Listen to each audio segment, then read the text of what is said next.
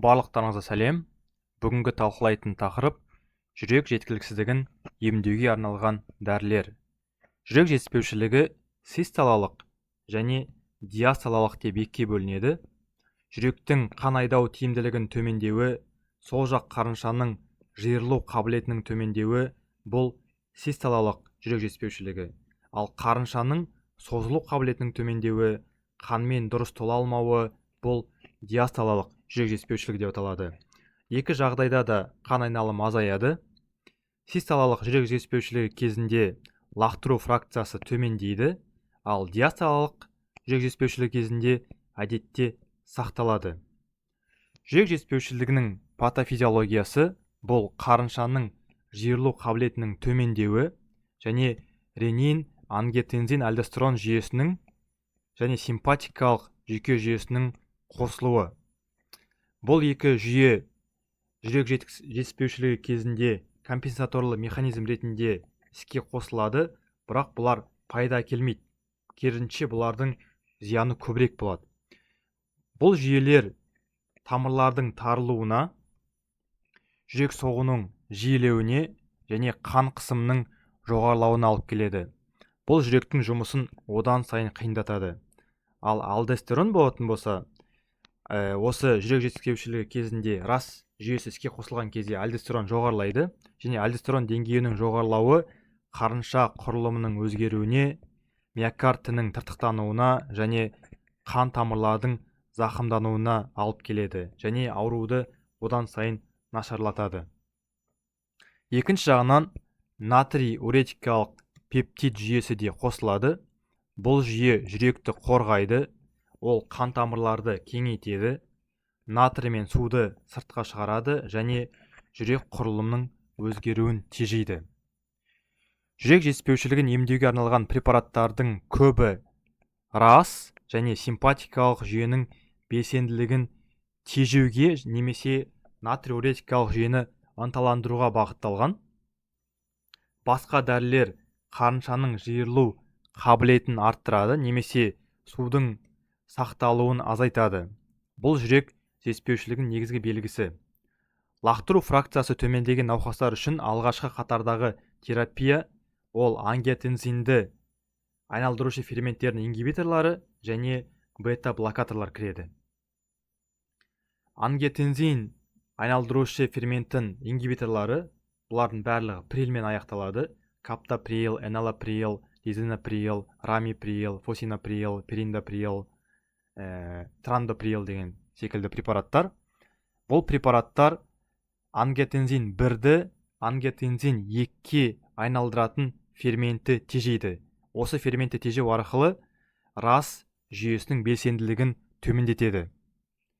Жалпы жанама әсерлері бұл құрғақ жөтел, бастың ауруы, гипотензия және сирек жағдайда ангиотензин айналдырушы фермент тежегіштері ангионевротикалық ісіну деп аталатын сирек аллергиялық реакцияны туғызуы мүмкін.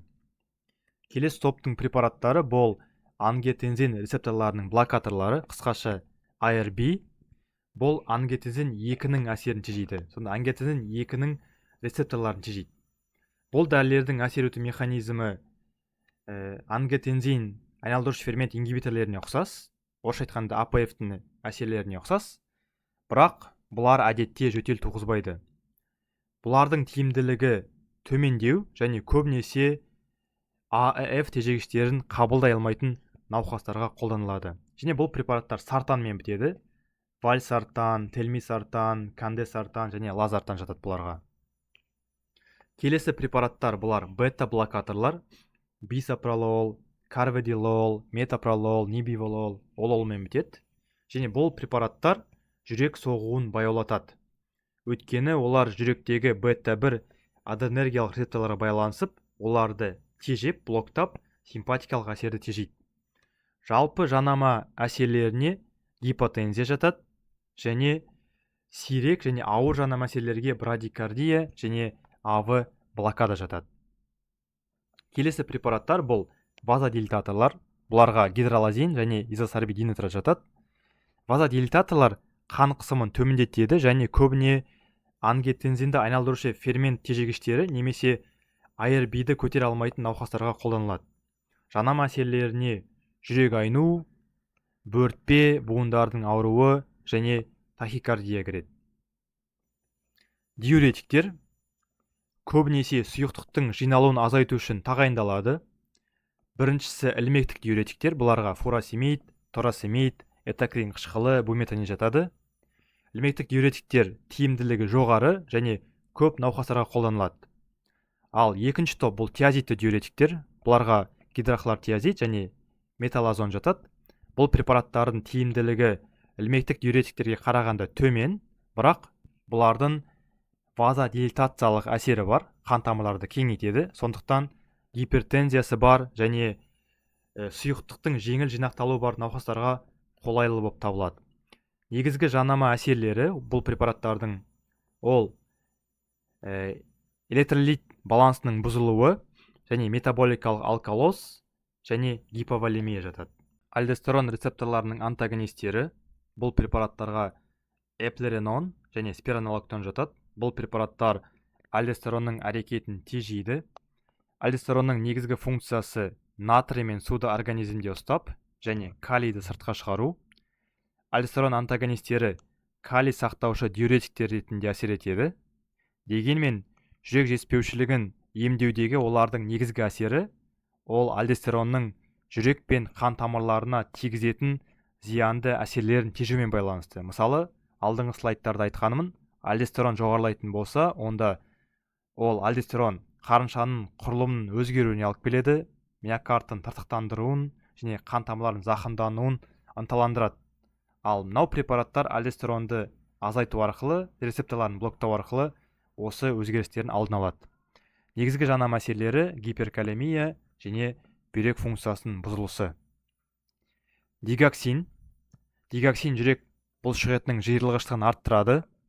Натрий калий сорғысын тежеу арқылы жасуша ішіндегі натрий концентрациясын арттырады.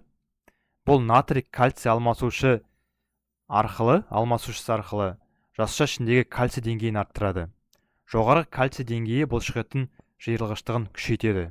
Дигоксин сонымен қатар симпатикалық жүйке жүйесінің белсенділігін төмендетіп, жүрек соғуын баяулатады. Бұл препараттың жанама әсерлері өте көп. Олар аритмиялар, диарея, жүрек айну, бастың ауруы, естің шатасуы, көздің бұлдырлауы және жүрек блокадасы.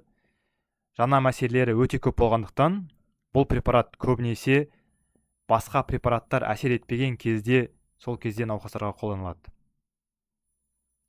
Ивабрадин жүрек соғуын баяулатады. Өйткені ол синустық түйіннің өздігінен импульс шығарушы AF каналдарын тежейді. AF дегеніміз ағылшынша айтқан кезде funny channel деп айтады. Бұл каналдар натрийдің каналдары және жүректің автоматизациясына жауап береді. Автоматизміне осы каналдар жауап береді. Және жанама әсерлеріне брадикардия, жүрекшенің фибрилляциясы және көру бұзылыстары жатады. Және қарсы көрсеткіштері ивабрадин төмен қан қысымы, гипотензиясы бар және жүрек блокадасы бар, брадикардиясы бар науқастарға бұл препаратты қолдануға болмайды. Келесі топтың препараттары бұл арни, ангиотензин рецепторы және неприлизин ингибиторы. Бұл арни дәрілердің жаңа класы. Арни терапиясы неприлизин тежегіштері сакубитрил және ангиотензин рецепторларының блокаторы вальсартаннан тұрады. Неприлизин негізінен натрий уретикалық пептидтерді бұзатын фермент. Неприлизинді тежеу натрий уретикалық жүйенің белсенділігін арттырады. Бірақ неприлизин сонымен қатар ангиотензин екінінде ыдыратады. Рас жүйесін тежейді. Сондықтан рас жүйесінің белсенділігін болдырмау үшін біз ARB-ді қосамыз. Осы ARB вальсартан осы жерге қосылады. Себебі егер неприлизинді тежейтін болсақ, онда ангиотензин 2 жоғарылайды. Рас жүйесі белсенеді. Сондықтан вальсартан бірге қосылып беріледі. Бұл комбинацияланған препарат. Сакубитрил және вальсартан 2 препарат ангиотензин рецепторының блокаторы және неприлизин ингибиторы. Негізгі жаңа мәселелеріне гипотензия, гиперкалемия және бүйрек жеткіліксіздігі кіреді. Арни терапиясы АПФ ингибиторлары және бета блокаторлар әсер етпеген кезде, көмектеспеген кезде қолданылады. Назарларыңызға рахмет. Осымен лекция аяқталды.